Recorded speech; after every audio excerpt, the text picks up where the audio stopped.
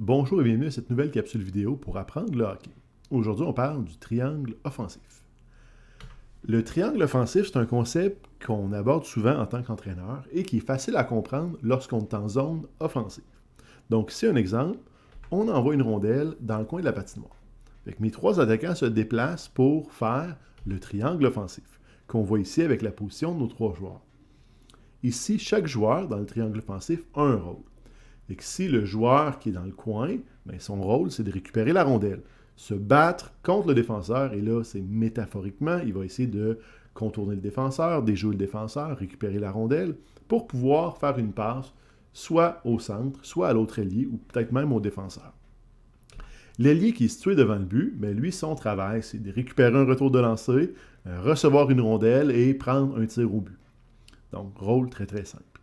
Tandis que le joueur de centre, qui est généralement celui qui est en support, qui se situe sur le point de mise en jeu, bien, son travail est un peu plus varié. Il faut qu'il soit alerte, il faut qu'il prenne le temps de regarder partout pour savoir qu'est-ce qui se passe et anticiper le jeu.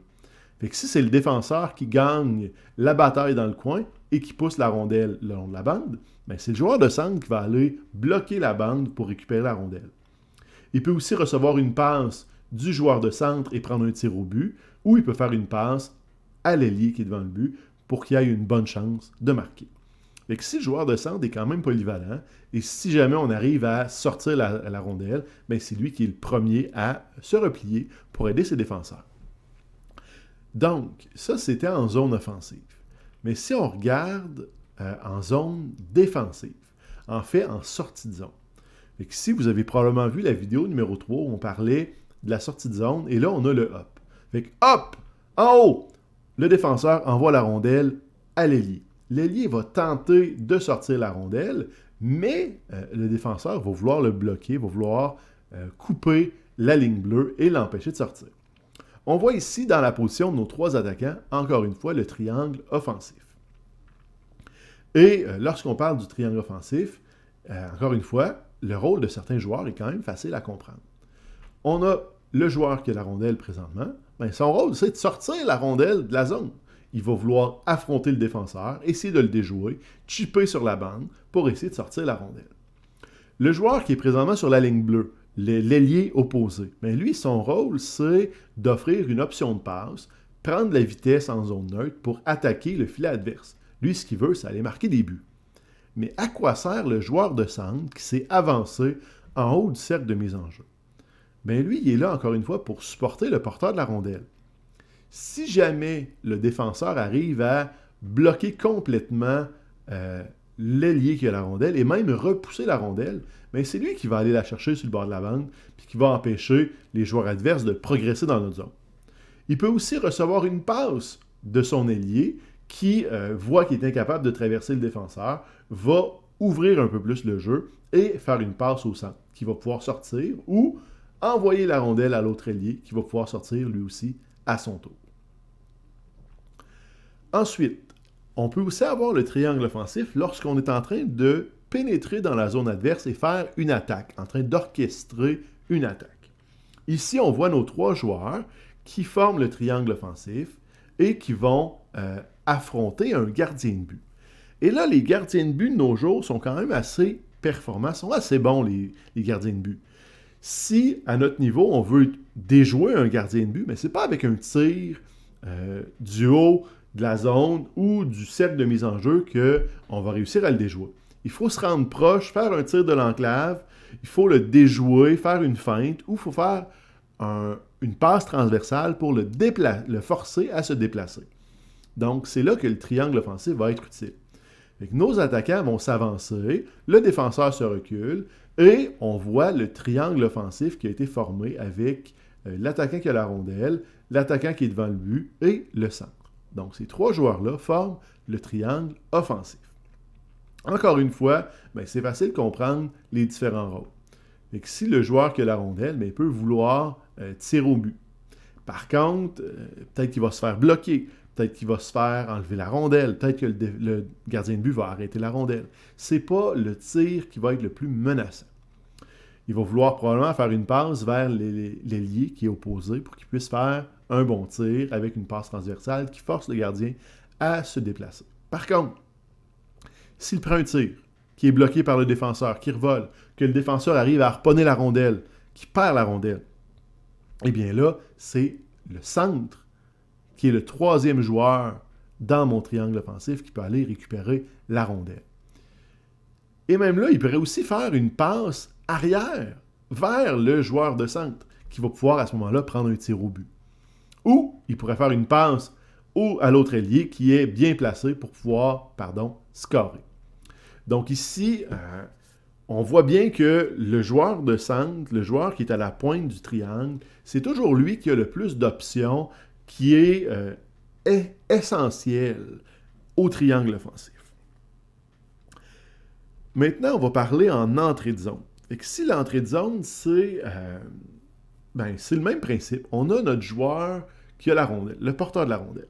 Et là, le porteur de la rondelle va affronter un défenseur. Petit détail, petite chose super importante. Le joueur qui a la rondelle doit passer à peu près à la hauteur du point de mise en jeu ou juste un petit peu à côté.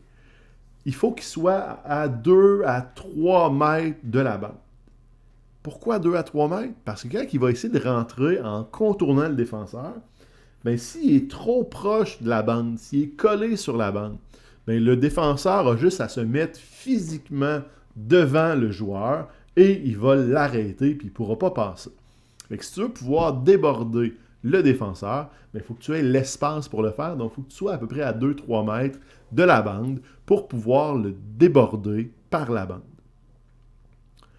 Ensuite, tu vas avoir un autre ailier, l'ailier opposé, qui s'est rapproché au milieu de la glace pour offrir une option de passe et mettre de la pression vers le but. Et tu as le joueur de centre qui est situé derrière le porteur de la rondelle à environ 2 mètres. Encore une fois, la position du joueur de support est importante parce que s'il est trop proche du porteur de la rondelle, si le porteur de la rondelle perd la rondelle, peut-être qu'il n'aura pas le temps de réagir pour la récupérer. Donc, c'est important que le centre qui est en support soit à peu près à 2 mètres, 2 mètres et demi, pour que si le porteur de la rondelle perd la rondelle, est harponné, qui décide qu'il fait une passe arrière, mais si le joueur de centre est assez proche pour récupérer la rondelle avant le défenseur, mais quand même assez loin pour avoir le temps de réagir et aussi avoir de l'espace pour réagir. Donc, ça aussi, c'est important. On observe aussi que dans le triangle offensif, le joueur qui fait la pointe du triangle est toujours du côté du porteur de la rondelle. S'il était en plein milieu du triangle, entre les deux joueurs, eh bien, il serait loin du porteur de la rondelle et ce serait plus difficile d'aller récupérer la rondelle. Donc, il faut qu'il soit du côté du joueur qui a la rondelle, mais un petit peu vers le centre pour pouvoir rapidement se déplacer vers l'autre joueur, l'autre ailier, s'il y a une passe qui se fait si la rondelle change de porteur. Donc ici, dans cette situation, le joueur de centre qui a présentement la rondelle va tenter de déborder le défenseur par la bande et on observe qu'on a toujours notre triangle offensif avec notre centre en bas, notre ailier qui fait beaucoup de pression vers le but et le joueur qui est en possession de la rondelle qui vient de déborder son défenseur. Donc, le triangle offensif est toujours là. Par contre, une autre stratégie qu'on pourrait faire, eh bien, c'est faire la passe vers l'autre ailier.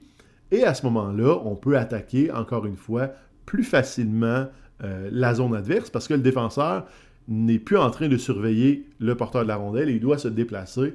Et ça permet à l'ailier opposé, avec beaucoup de vitesse, de déborder plus facilement le défenseur. Ce qu'on a observé, on va le refaire un petit coup.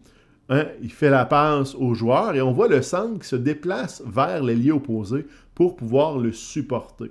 Donc, encore une fois, on voit le triangle offensif et le centre, qui est notre pointe de triangle, est rendu derrière le joueur qui a la rondelle et il est là pour le supporter. Passe arrière, récupération de rondelle s'il l'échappe, faire un repli défensif. La position est très, très importante dans toutes les facettes du jeu. Donc avec ça, j'espère que vous comprenez un petit peu plus l'importance du triangle offensif, l'importance du troisième joueur, où il doit être placé et qu'est-ce qu'il doit faire lors d'une attaque. Avec ça, vous devriez être un petit peu meilleur lors de votre prochain match Et sur ce, je vous souhaite bon match la gang.